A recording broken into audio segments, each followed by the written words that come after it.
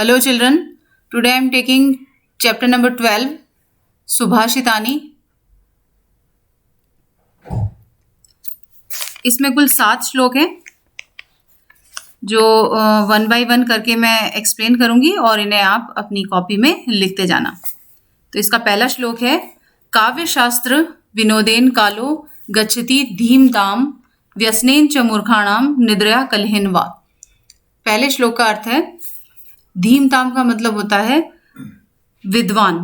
काव्य शास्त्र विनोदेन कालो गच्छति यानी कि काव्य शास्त्र पढ़ने में, कालो मतलब समय, गच्छति मतलब बीतता है या जाता है, धीमताम का मतलब होता है विद्वान। तो काव्य विद्वानों का समय काव्य शास्त्रों को पढ़ने में बीतता है, अर्थात वे अपने समय का सदुपयोग करते हैं। जबकि इसकी दूसरी लाइन का अर्थ है व्यसनेन च मूर्खाणाम निद्रया कलहिन वा। व्यसनेन का मतलब होता है बुरे कामों में, च मतलब और, मूर्खाणा मतलब मूर्खों का, निद्रा मतलब नींद में या नींद निकालने या सोने में, कलहिन मतलब झगड़ा करने में। तो इस लाइन का अर्थ है जबकि मूर्खों का समय यानी कि मूर्ख अपने समय का बुरे कामों में, नींद निकालने में यानी कि सोने में और झगड़ा करने में अपना समय बिताते हैं। तो इस श्लोक का अर्थ आप लिखेंगे कैसे?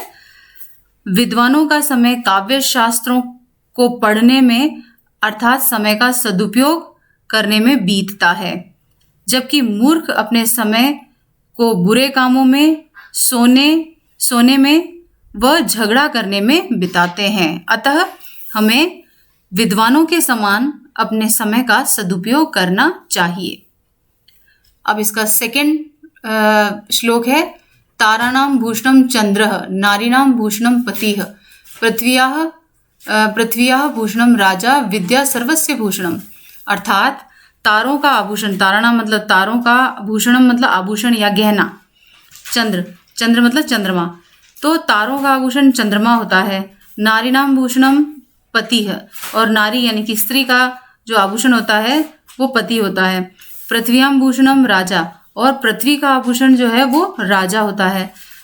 लेकिन विद्या सर्वस्य भूषणम यानी कि विद्या जो है सभी का आभूषण होती है, अर्थात विद्या सभी का आभूषण होती है। तो हमें विद्या ही को अपना आभूषण बनाना चाहिए, यानी कि हमें हमेशा विद्या प्राप्त करते रहना चाहिए। तो इसे आप लिखेंगे कैसे?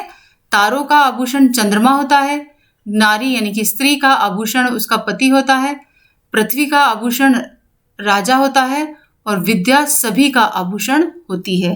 अतः हमें विद्या को ही अपना आभूषण बनाकर उसे सदैव ग्रहण करते रहना चाहिए। अब है नेक्स्ट तीसरा, उत्सवे व्यसने प्राप्ते दुर्भिक्षे शत्रु संकटे राजद्वारे शमशाने च यह तिष्ठति सह बांधवः। उत्सवे मतलब उत्सव में, व्यसने मतलब बुरे कामों में, बुरे कामों को प्राप्त करते समय, या दुर्भिक्षे का मतलब होता है अकाल में, शत्रु संकटे का मतलब होता है मुसीबत के समय में, और राजद्वारे मतलब राजा के द्वार पर, च मतलब और, शमशाने मतलब शमशान में या मृत्यु के समय। यह तिष्ठति जो साथ देता है, तिष्ठति का मतलब वैसे तो बैठना होता है लेकिन यहाँ पर साथ देने के अर्थ में, तो यह तिष्ठति मतलब जो साथ देता है, स बांधवः वही हमारा सच्चा बंधु है या मित्र है। बांधव का मतलब होता है मित्र। तो इसे आप लिखेंगे कैसे? उत्सव में, बुरे कामों में, अकाल में और शत्रु संकट मतलब मुसीबत में, राजा के द्वार पर और मृत्यु के समय यानी कि शमशान में जो हमारे साथ रहता है वही हमारा सच्चा मित्र होता है।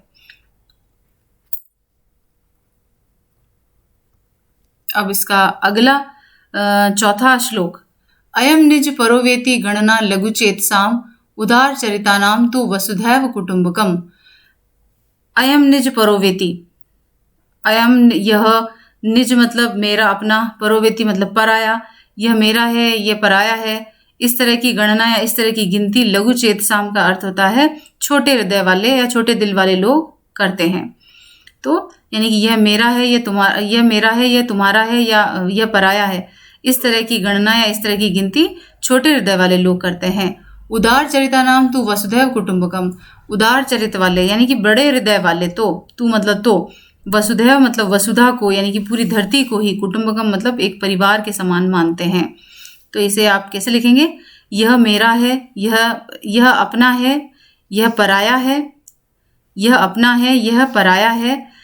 इस तरह की गिनती छोटे हृदय वाले लोग करते हैं। जो बड़े हृदय वाले होते हैं वे पूरी धरती को ही अपना परिवार समझते हैं या मानते हैं। अतः हमें भी संपूर्ण धरती को अपने परिवार के समान ही मानना चाहिए। अब इसका नेक्स्ट श्लोक है, श्लोक नंबर 5। प्रारभ्यते न खलु विघ्न भयेन निश्चेह, अर्थात प्रारभ्यते का मतलब होता है प्रारंभ किया जाना, यानी कि कार्य को प्रारंभ करना। न मतलब नहीं, खलु मतलब निश्चित ही, विघ्न भयन मतलब विघ्नों से डरकर, निश्चय मतलब नीच प्रवृत्ति के जो लोग होते हैं वो अपना कार्य जो है, इसमें तीन तरह के, इस श्लोक में तीन तरह के लोगों के बारे में बात की गई है। पहला है नीच प्रवृत्ति का लोग, दूसरा है मध्यम प्रवृत्ति का लोग, और तीसरा है उत्तम प्रवृत्ति का लोग, उत्तम प्रवृत्ति के लोग। तो पहली प्रवृत्ति इसमें बताई गई है नीच प्रवृत्ति के लोगों के बारे में। तो वो है, नीच व्यक्ति क्या करते हैं? विघ्न भयन मतलब विघ्नों के भय से ही, न खलु मतलब नहीं, निश्चित ही नहीं, प्रारंभिक मतलब शुरू करना, कार्य को शुरू करना, यानी कि विघ्नों के भय से नीच व्यक्ति कार्य को प्रारंभ ही नहीं करता है। प्रारभ्य विघ्न विहिता विरमंती मध्या, और जो मध्या मतलब मध्यम श्रेणी के या मध्यम प्रवृत्ति के जो लोग होते हैं, विरमंती का मतलब है रोक देते हैं, प्रारंभ मतलब प्रारंभ करते हैं, विघ्न विहिता मतलब विघ्नों के आते ही। तो मध्यम प्रवृत्ति के जो लोग होते हैं वो कार्य तो शुरू करते हैं, लेकिन जैसे ही विघ्न आते हैं वैसे ही उस कार्य को बीच में ही छोड़ देते हैं। तो वो होते हैं मध्यम प्रवृत्ति के लोग। विघ्ने पुनः पुनरपि प्रतिहन्मानाः प्रारभ्य चोत्तमाः न परित्यजन्ति, विघ्नों के बार बार आने पर भी उनका जो है उन्हें छोड़ते नहीं है, और शुरू किए गए कार्य को जो है वो कभी त्याग नहीं करते, शुरू किए गए कार्य का कभी भी त्याग नहीं करते। वो होते हैं उत्तम। चोत्तमा मतलब च प्लस उत्तम, दो शब्दों से मिलकर बनाए। तो उत्तम प्रवृत्ति के लोग जो होते हैं वो विघ्नों के बार बार आने पर भी अपने कार्यों को कभी नहीं, यानी कि अपने शुरू किए गए कार्य को कभी त्यागते नहीं हैं। तो इस श्लोक का अर्थ थोड़ा सा लंबा होगा, तो आप इसको लिखेंगे कैसे? अब इसे आप ध्यान से सुन लें। नीच व्यक्ति विघ्नों के भय से कार्य प्रारंभ ही नहीं करता है, और मध्यम श्रेणी के जो लोग होते हैं वे कार्य शुरू तो करते हैं परंतु बीच में ही छोड़ देते हैं। लेकिन जो उच्च श्रेणी के लोग होते हैं वे विघ्नों के बार बार आने पर भी शुरू किए गए कार्य को कभी भी बीच में नहीं छोड़ते, वे उस कार्य को हमेशा पूरा करते हैं।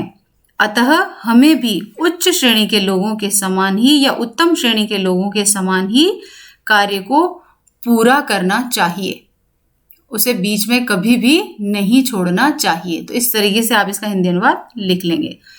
अब नेक्स्ट है, उद्यमेन विना राजन न सिद्ध्यन्ति मनोरथाः कातरः इति जल्पन्ति यद भाव्यम तद भविष्यति।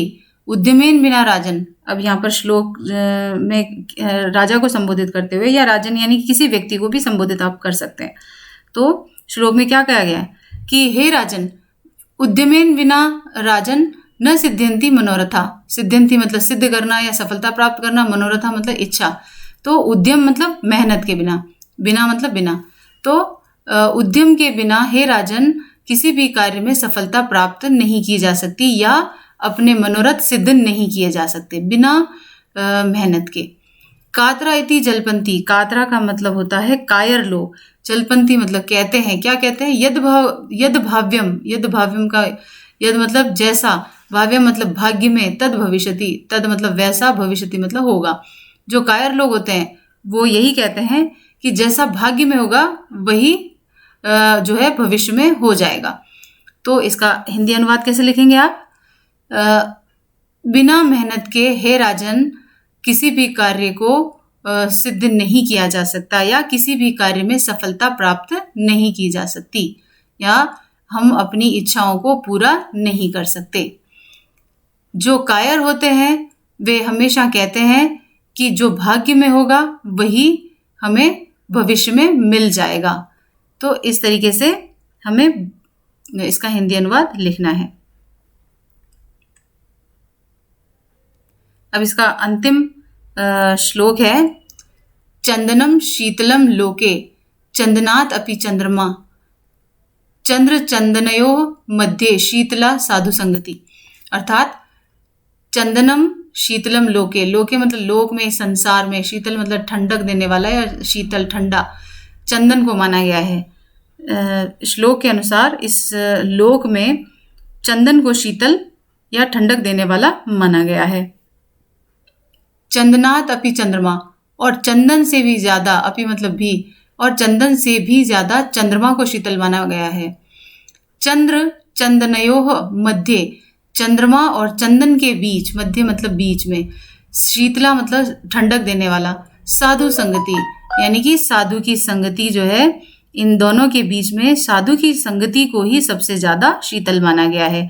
यानी कि साधु की संगति यानी कि सज्जन व्यक्ति की संगति हमें जीवन में जो है शीतलता प्रदान करती है या हमें सही मार्गदर्शन करती है। अतः हमें साधु की संगति में रहना चाहिए।